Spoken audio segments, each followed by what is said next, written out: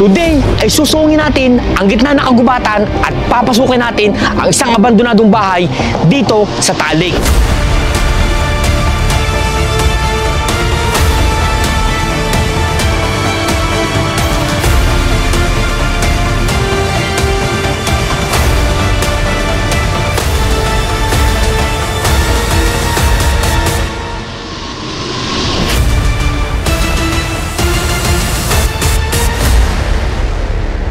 Grabe, napakagubat, napakasukal talaga ng kailangan daanan natin.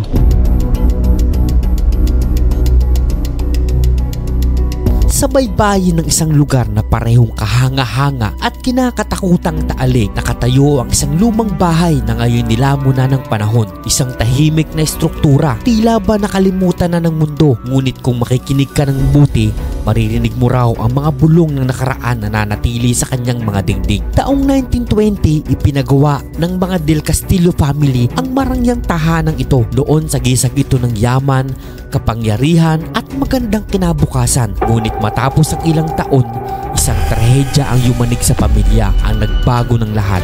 Namatay ang may-ari sa hindi may paliwanag na pangyayari. At simula noon, tila nawala ang sigla ng buong bahay. Iniwan ito na pabayaan at unti-unting nabalot ng dilim. Mula noon, marami na ang nagtangkang bumalik.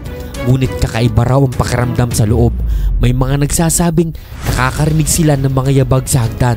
May mga aninong dumadaan sa bintana at may malamig na simoy na tila gumagapang sa balat kahit walang hangin. Ngunit ang pinakamalaking tanong, ano nga ba ang tunay na nangyari sa loob ng bahay na ito?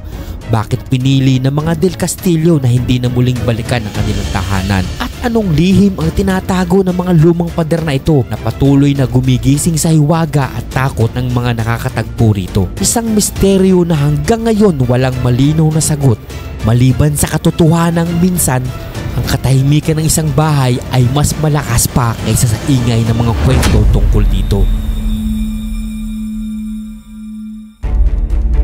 Marami na akong narinig na kwento tungkol sa isang lumang bahay na itinayo pa noong 1920. Matagal na itong inabandona ng mga nagmamay-ari at ngayon tanging mga bulong ng nakaraan na lamang ang nananatili rito. Ngunit bago ko ito marating, kailangan ko munang tahakin ang isang hindi ordinaryong pagdalakbay. Sa simula pa lamang, sinalubong na ako ng isang makipot at lubak-lubak na kalsada. Bawat daan na tinatahak ko ay tila ba sinusubok ang aking tiyaga at tapang. Ang bawat pag-uga ng sasakyan sa malalim na lubak ay nagbibigay ng kakaibang kaba. Parang may gustong ipahiwatig ang lugar na pinapasok ko. Grabe, hindi na natin, so sobrang sukal ng daanan dito bago natin marating yung bahay na abandonado sa may gilid ng Taal Volcano. So mapapansin nyo dito, walang katao-tao at talaga namang magubat, pero merong way na dadaanan dito. So tara, tuloy tayo para marating natin at makita natin kung ano na nga bang itsura nitong abandonadong bahay dito sa paanan ng lawa ng Taal. Habang patuloy akong naglalakbay, unti-unting nawawala ang ingay ng kabiasnan. Wala nang masyadong dumadaan na tao at ang paligid ay nagsisimula ng baluti ng mataas na damo at mga punong tila ba mga bantay na nakamasid sa aking daraanan. Ramdam ko ang unti-unting pagbabago ng hangin. Mas malamig, mas tahimik at mas misteryoso. Ang bawat minutong lumilipas sa kalsadang ito ay nagdadagdag ng tanong sa aking isipan. Ano nga ba ang matatagpuan ko sa dulo ng daang ito?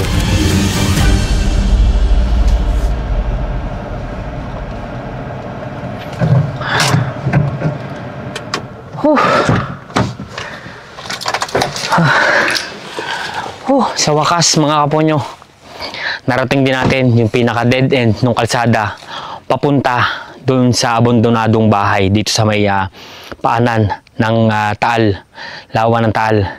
So ang problema, hindi pala natin na-charge kagabi yung ating mga camera at ang ating mga drone, ang ating battery ng drone. So buti na lang talaga, meron tayong lifesaver na lagi natin kasama. So mga kaponyo, buti na lang meron tayong dalang EcoFlow River Max 3 Plus. Ito yung mag-charge sa ating mga camera, yung ating mga drone, syempre para mag-smooth yung ating vlog.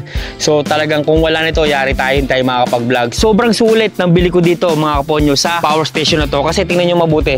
So 220 yan, meron siyang 1,200 watts na capacity at meron siyang rated na 600 watts rated output. So tingnan nyo, meron siya ditong saksakan, dalawa. So meron tayong ibang ways para i-charge to. Ang pinakapaborito ko dito, pwede ko siyang i-charge sa sasakyan habang umaandar ako. So, hindi tayo maubusan ng battery ng ating EcoFlow. At syempre, tingnan nyo naman yan. Oh. Meron pa rito saksakan isa pa. At meron siyang AC at meron siyang DC, mga kaponyo.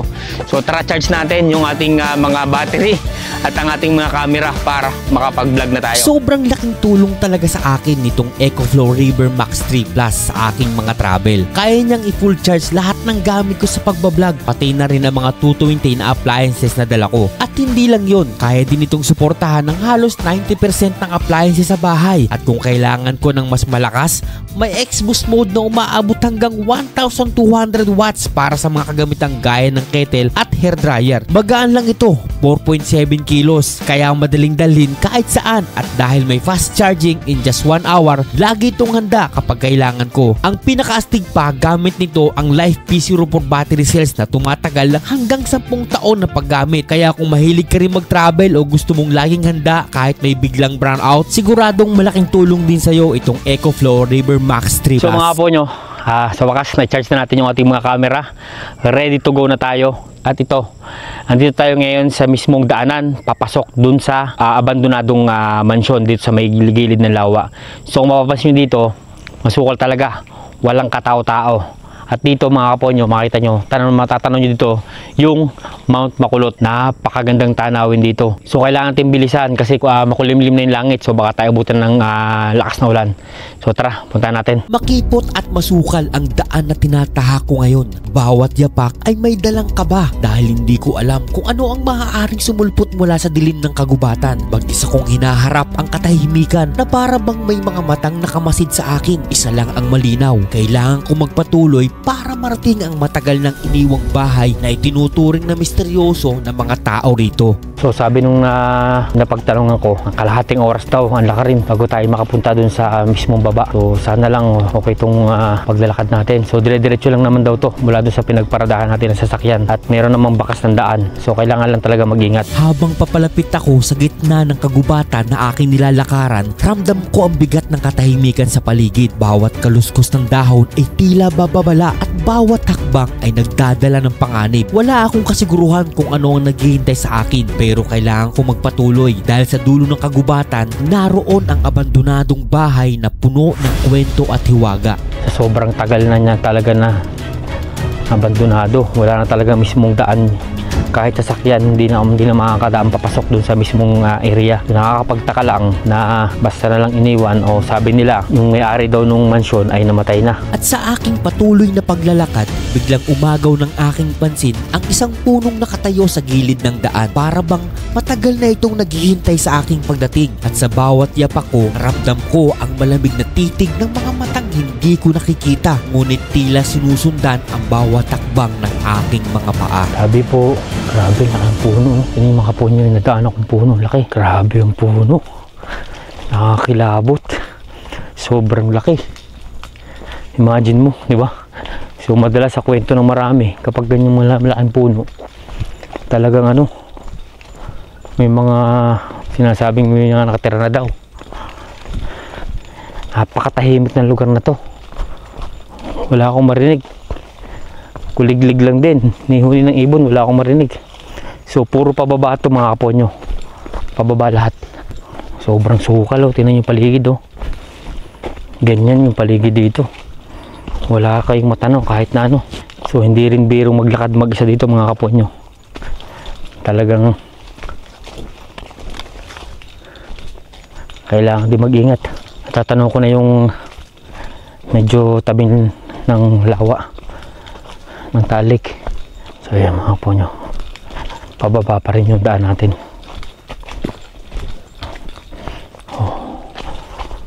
Hanggang saan kaya ito?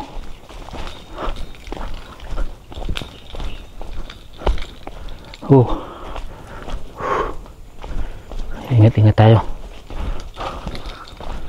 Ito may 2 daan. So sabi nila dire-diretso lang daw tayo. Dire-diretso lang, dire-diretso.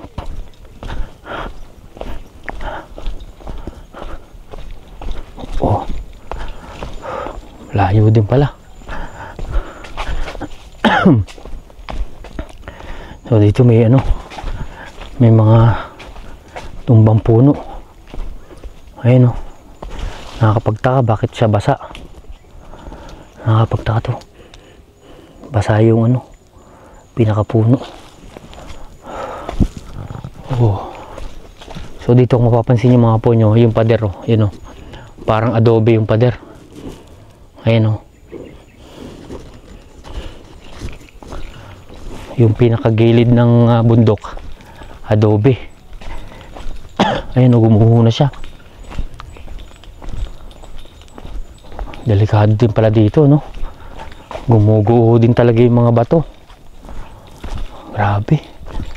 Alam mo ko talagang adobe, ano? Sa sobrang tahimik talaga niya, mga kaponyo. Pag may pamagaspas na ibon, talagang pakinig mo talaga. Yan.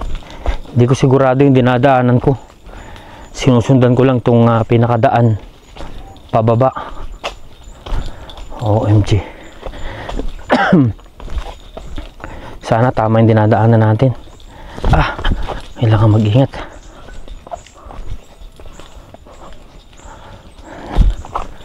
Kailangan talaga mag-ingat ng daan dito. Oh.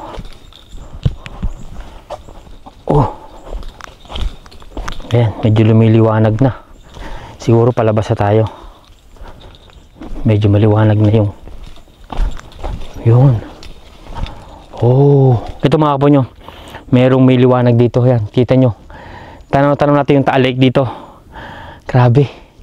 So hindi ko alam kung ito ba talaga yung tamang daan papunta doon sa ano na yun, sa abandonadong bahay. So tara, diretso tayo. Kailangan mag-ingat. Delikado pala. Grabe, bangin oh. Bangin na pala to. OMG. Ayan oh. Wow. Bangin na pala itong dinalakaran natin, mga ponyo. Tingnan nyo oh. Ayan oh. Grabe. Dahan-dahan. Kailangan natin magdahan-dahan. Napakatarig. Tingnan nyo oh. Tingnan nyo mga ponyo. Ayan. Sobrang tarik ng dinadaanan natin. So dito. So yung mga ponyo, tanong ko yung Taal Volcano. Ayan. Mapansin nyo. Ayan yung Taal Volcano. Ayan. So tara. Diretso tayo. Okay.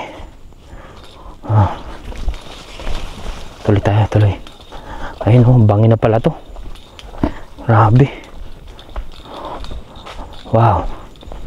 Medyo mahaba-haba nga pala talagang lakarin tong pababa na to. Medyo delikado din talaga yung dadaanan mo bago mo marating yung pinakababa kung saan naroon yung abandonadong mansyon dito sa may paanan ng lawa ng Taal. At dito tanaw natin yung Taal Volcano. Wow. Kakaibang experience to mga kapo nyo. Sa gitna ng kagubatan ako ngayon dito. Naglalakad mag-isa. Hindi alam kung tama ba yung dinadaanan natin dito. Pero tuloy lang tayo. Tingin ko naman ito na yung pinaka-tamang daan. Ayan, bangin na pala to. Wow. So ingat lang tayo, ingat. Bangin na yung nilalakaran natin. Wow. Pakadelikado. OMG. Pakasukal. Ito, may natumbang puno pa. Ayun o. Parang hinarangan yung daan Kailangan natin tumawid. So dito sa mga daanan, tumbahan na yung mga puno. Ayun.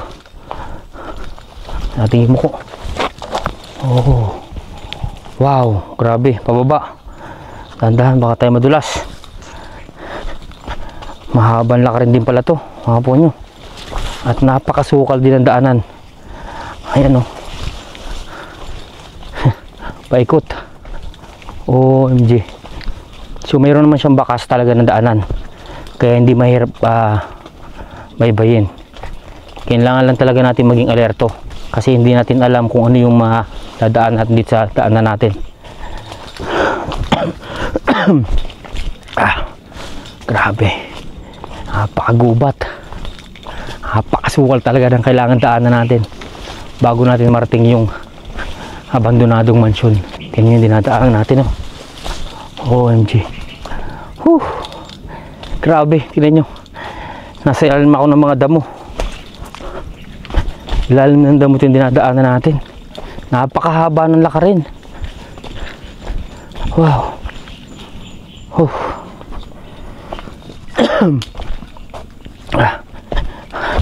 Kailangan din talaga mag-ready. Hindi pa ganun kahirap yung pababa. Problema mamaya pagbalik natin, yung paahon. Sigurado lahat ng dada. Kasi lahat ng dinaan natin ngayon pababa. So mamaya paahon yung dadaanan natin. Medyo malayo din. So ito parang gilid na ng ano. Yung mga po nyo to. Bato. Yung gilid ng parang pinakabundok na to. Ayan, nilalakaran natin. Sobrang sukal. So kita nyo to, may malaking bato dito. Ayan o. Nandyan siya. Humuho na siya galing sa itaas. Napakasukal. Sana lang huwag tayong abutan ng ulan. Kasi pag inabot tayo ng ulan, tayo makakabalik. Baka may stranded tayo dito sa lawa ng Taal. Ayan, mukhang malapit na tayo. Another puno na tumumba. Ito mga po nyo. OMG. Tingin mo, napakalayo din ng bahay. Imagine mo, kung dito ka titira, tapos ganito kahaba yung lalakarin mo para lang marating yung bahay mo. Diba? Nakakapagod din. Grabe yung trail na to ah. So ito, bangin na to. Ayan. Ayan, bangin na yung lalakaran natin. So kailangan talaga, medyo malayo pa pababa. So talaga palang nasa paanan ng bundok itong bahay na to. Para lang marating, kailangan talagang babain. May daan pa ba dun? Ito, wala na may bandaan. Ito parang may bandaan dito ah. Pares lang na ba? OMG. Grabe.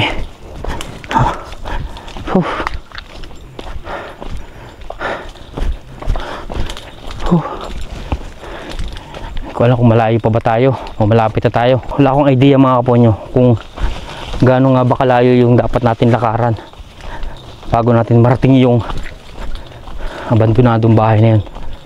So tingin ko malapit tayo sa baba. Kailangan natin magmadali. Mamaya lapit ng dumilim. Ba't ang gana to? Saan ba to? Uy, may tarantula.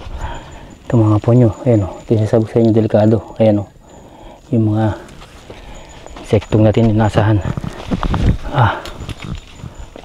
Mag-ingat. Op.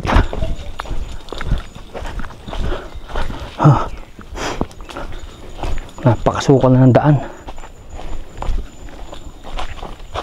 Tama pa ba itong dinadaanan natin?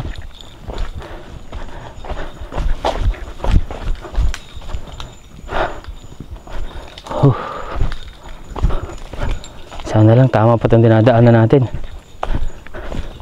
Haba ng lakbayin pala.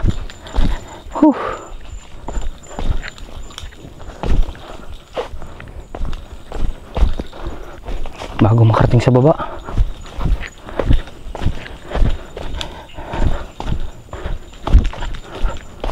Tabi-tabi po. Ito, another punong tumba.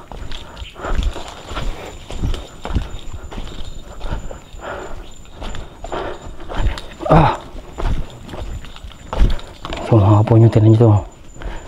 Mayroong malaking batong tumba dito. Ayan o. Ayan. Pasin nyo dito. Ayan o.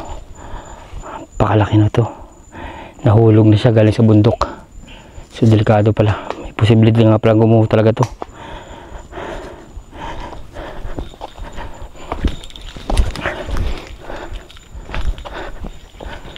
Nakakapagtaka yung malaking bato dun. Nag-iisa-isa talaga siya sa gitna ng kagubatan. Gumuho siguro yung galing sa bundok. Natipak. Grabe. Napakalayo mga kaponyo. As in, halos sa abutin pala ng kalahating oras bago ako makarating dito. Sobrang layo. Hapon na. Kailangan din ng magmadali para makabalik din agad tayo mamaya. Baka abutin tayo ng dilim dito. Hindi natin kabisado yung daan. Oh.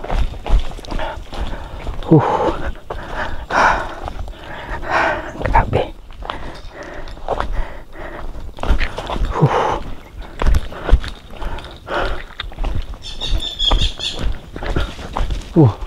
Ibon. Grabe ibon. Imagine mga po nyo, lalaglag talaga yung pawis nyo dito. Sigurado. Grabe yung pawis. Ang laki din ng mga puno dinadaanan natin. Tama pa ba itong dinadaanan natin?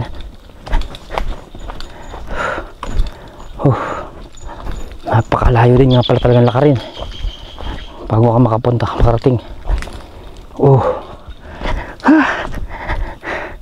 Laglag talaga ang tawa natin dito sa mga ganitong klaseng mga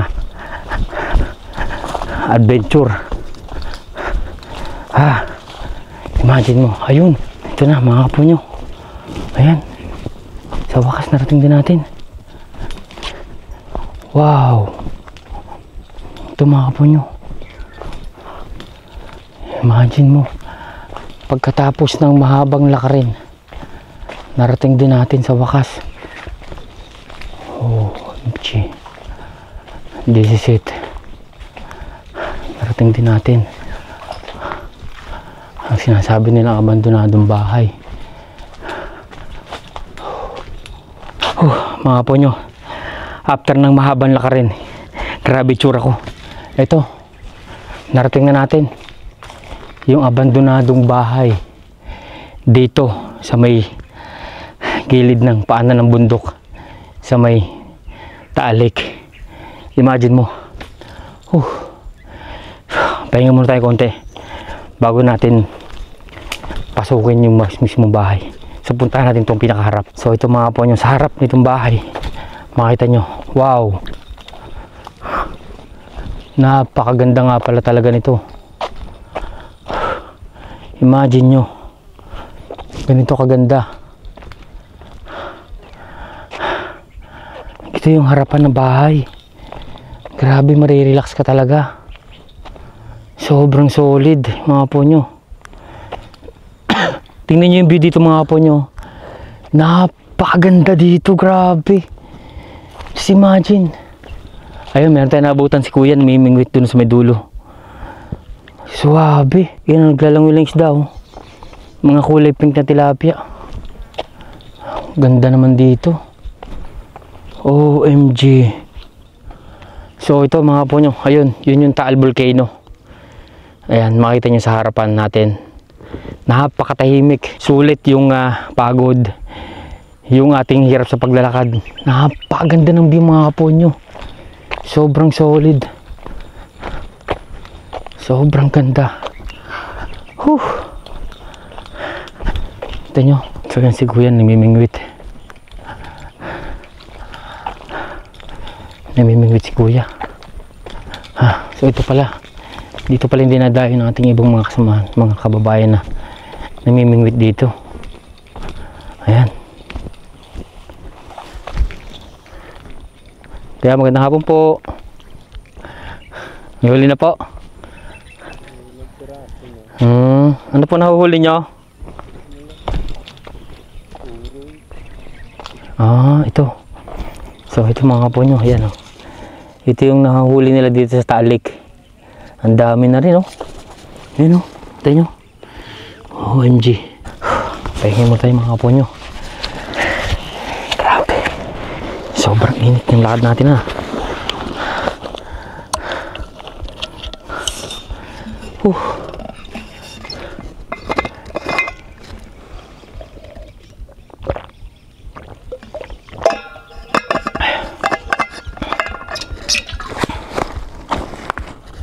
Grabe, hindi biro mga po nyo yung ating nilakaran bago natin marating yung abandonadong bahay. OMG, grabe.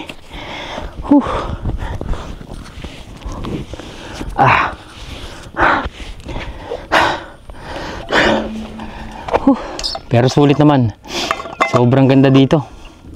Sobrang tahimik.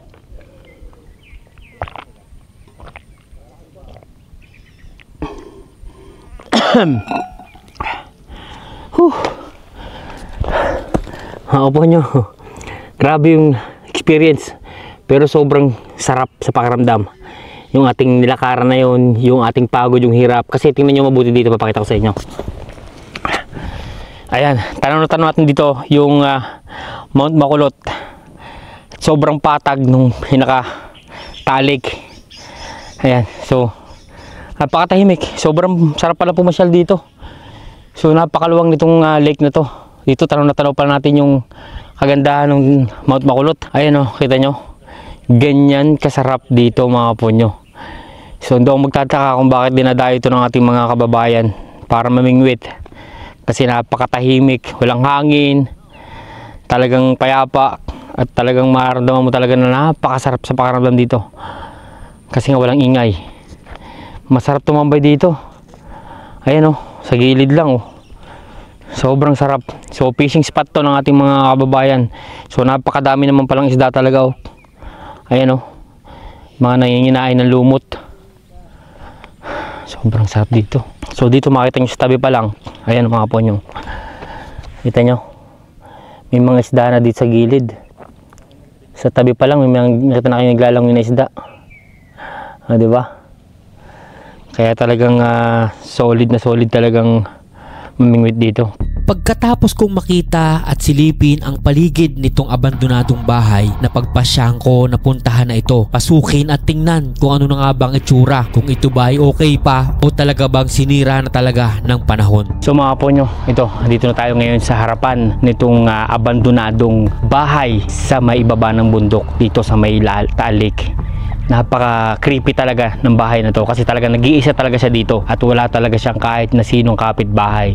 So ngayon puntahan natin, tingnan natin kung ano na nga bang itsura ng bahay na ito, kung ito ba ay okay pa o talaga bang sinira na siya ng panahon. So din alam kung makita natin, tara samahan nyo ako, pasukin natin. So ito yung pinaka entrance mga ponyo. Ayan, so dito pa lang makita natin. So sira-sira na yung mga mga semento, labas na yung mga bakal. So yan, kita nyo, wala na, talagang sira-sira na. So pasukin natin mga ponyo. So yan, grabe. So napakagandang bahay, napakalamig pagpasok mo sa loob ng bahay dito. So dito may mga nagsisiga ng ng apoy. So siguro may mga tumitigil din dito sa gabi. Marami na ring mga vandalism. Ayan o, yung bahay. So itong hagdan wala na, sira na. Napakaluwang din. So yung mga simento, ayan o, sa bintana sisira na. So medyo creepy lang talaga siya kasi nag-iisa siya dito sa may gitna ng kagubatan, sa may gilid ng bundok. So kita nyo, pansin nyo, napakadaming vandalism dito. So itong ilalim ng hagdanan na yan, nagiging tambakan na rin ng basura. Solid talaga. Oh, simpleng bahay lang to pero hindi siya ganun kalakihan.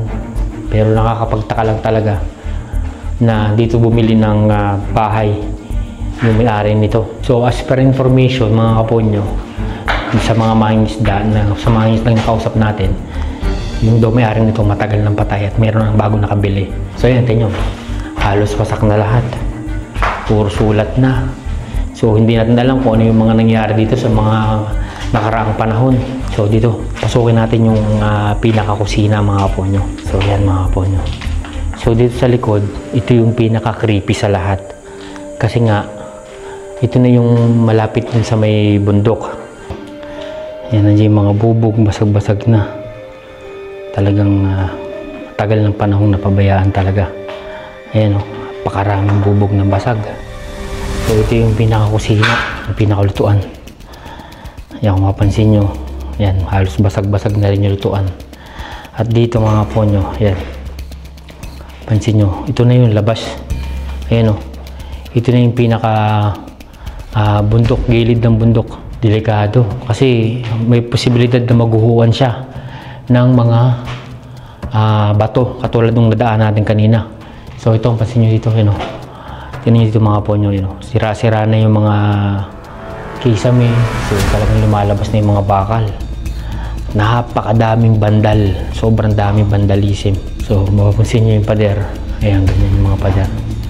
So sinusulatan na lang mga babae natin. So hindi siya ganun kalakihan mga pony. So ito yung pinakabanyo, ayan. So yun yung pinakabanyo niya, talaga namang sinira na ng panahon. So dito sa labas, ayan o, wasak-wasak na yung mga kisame. So tingnan natin kung kaya ba natin akitin yung pinakataas. Hindi siya ganun kalakihan mga ponyo, yung bahay. Sunog na dito mga poy. So ito yung taas mga ponyo. So wala nang access, hindi na tayo makakakit sa taas. Delikado to, baka,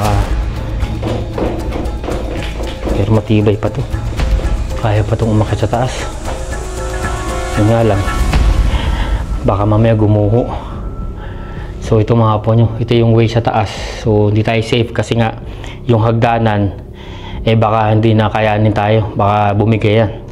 Medyo mataas-taas din itong babagsakan natin pag bumagsak tayo dito. So tingnan nyo yung mga bubong nyan, ayan, halos sira na rin yung mga kahoy. Grabe, just imagine nyo. Wow, talaga nawasak na, oh. Sira-sira na. Gusto kong akatin yung taas, hindi lang ako sigurado kung kayan tayo ng kahoy. Tingin ko kayan pa tayo. Ito, bakit ito kayanin? Delikado. Huwag na natin akatin yung taas kasi mukhang delikado yung hagdanan. Simento okay pa naman kasi nga konti pa lang naman yung natatanggal ng mga simento dito, yung mga nauuka. Ito, ayan, so hindi pa naman ganun kalaki yung nasisirang simento, pero sobrang creepy yung bahay na to talaga. So ikutan natin sa taas, sa gilid mga kaponyo. Ito yung gilid. Wow. So yan, so ito yung pinakadaanan sa kabilang side ng bahay. At dito makikita nyo, ayun o, just imagine mo kung dito ka nakatira. Super abandon talaga, sobrang creepy. Punta natin sa likod mga kapon. Tingnan natin sa likod kung ano ba yung meron dito sa likod. Ingit lang tayo, may nag-aabang dito sa atin, hindi natin sabi. Ayan o, so ito yung gilid mga kapon nyo. Yan, ito yung gilid ng abandoned house na to. So talagang may posibilidad na pwedeng maguhuan galing sa taas. Imagine mo, grabe. So dito makita nyo yan o, ito yung pinakakabuuan ng kusina. Open na, wala na talagang kaharang-harang. So talagang napabayaan na talaga itong bahay na to. Sayang lang talaga, di ba? Sobrang dami sa ating mga Pilipino na gustong-gusto magkaroon ng bahay. So ito, isa sa pinakatahimik na lugar na pwedeng tirhan ng isang tao. Kasi nga walang kapitbahay, walang kahit sinong magugulo sa'yo dito. Nasa harap ka ng lawa, anytime pwede ka mamingwit at pwede ka makakuha ng pang-ulam kagaya ng ginagawa ng mga kababayan natin dito. So itong bahay na to ay located dito sa San Felipe, Cuenca, Batangas. Talagang bago natin marating, kailangan mo talagang bumaba ng napakahabang babain. Nasa baba talaga siya ng bundok. So mga kaponyo, salamat sa pagsama dito sa ating journey sa pagpasyal at pagpunta dito sa abandoned house na to. Medyo creepy pero wala naman something na talagang unusual sa bahay na to. Talaga lang nakakapagtaka lang talaga rito, bakit dito piniling na magtayo ng bahay nung may-ari dito sa bahay na to. At yung kwento na yon ay talagang hanggang ngayon walang makapagsabi kasi nga wala na, pumanaw na yung unang may-ari na siyang nagpagawa ng bahay na to. So muli mga po nyo, maraming salamat and don't forget to subscribe kung nagustuhan mo ang mga ganitong video. See you on our next video. Kung tutuusin, ang mansyon na ito ay hindi lamang simpleng lumang bahay na iniwan ng panahon. Isa itong tahimik na saksi sa kasaysayan ng Taal at sa mga taong minsang nanirahan dito. Mga alaala ng karangyaan, mga kwentong nakabaon sa bawat pitak ng pader, at mga bulong na nakaraan na hindi kailanman tuluyang naglaho. Ngayon, nananatili na lamang siyang nakatayo sa gilid ng lawa, tila nagbabantay, tila nag-aabang at patuloy na nagbibigay ng tanong kaysa sa kasagutan. Ang bawat sulok ay may misteryo at bawat katahimikan ay may kwento. Hanggang saan nga ba ang kaya nating gawin para mapanatili ang mga alaala ng nakaraan? Dahil minsan, hindi ang mga tao ang pumipili sa lugar, kung hindi ang lugar mismo ang pumipili ng mga taong mananatili sa kanyang kwento.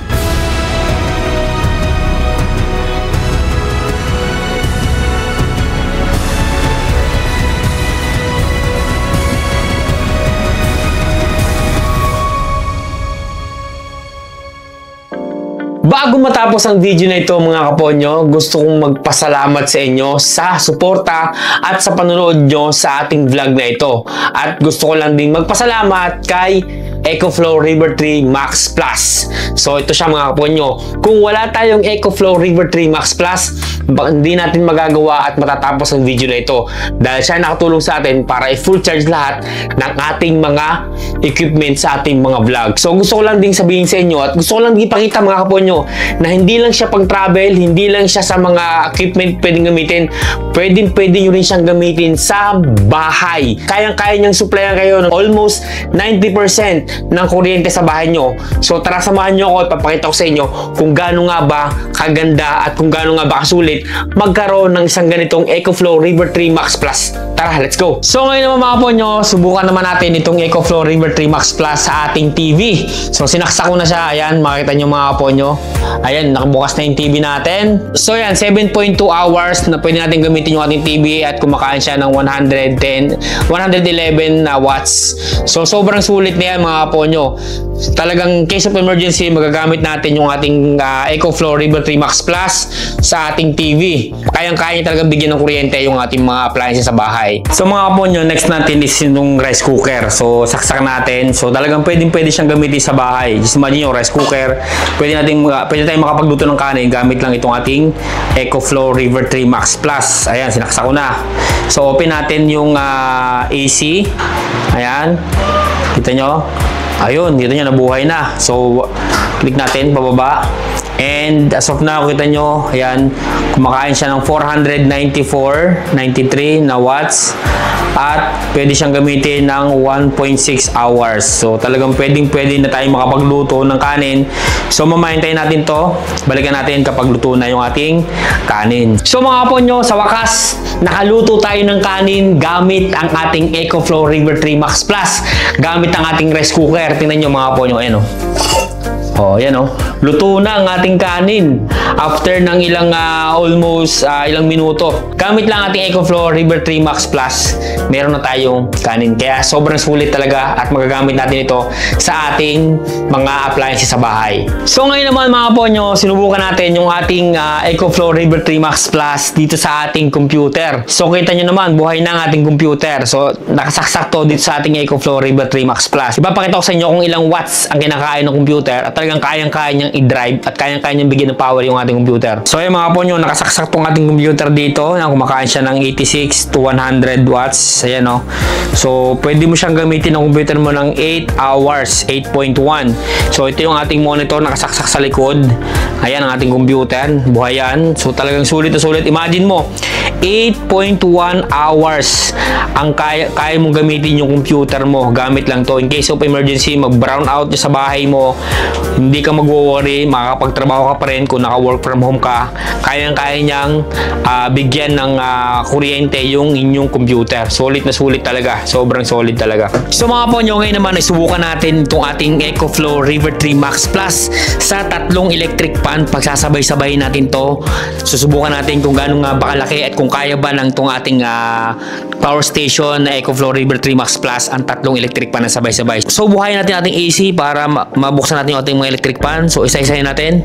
So ayun, nakasaksak na siya. Ito mga ponyo, ito nyo, nakasaksak na yung ating mga electric fan. So buhayin natin itong isa. 1. Ito yung unang electric pan. Ito yung ating pangalawa. Sagad natin ha, lahat number 3 lahat para malaman natin kung gaano nga ba kalakas at kung kaya ba ng EcoFlow River 3 Max Plus. O yan, buhay na. Kita nyo mga po nyo. 1, 2, 3, buhay na yung ating electric fan. At ngayon, kumakain siya ng 140 watts. So, pwede natin gamitin ng 4.4 hours yung tatlong electric fan ng sabay-sabay. Ganyan kalakas ang ating EcoFlow River 3 Max Plus. So, talagang sulit na sulit at talagang kailangan natin magkaroon ng ganito sa bahay para in case of emergency, meron tayong magagamit lalo-lalo na kapag meron tayong mga bata sa bahay. So, kung gusto nyo rin ng EcoFlow River 3 Max Plus, click nyo lang yung link sa description para maka-order kayo ng sarili nyong EcoFlow River 3 Max Plus.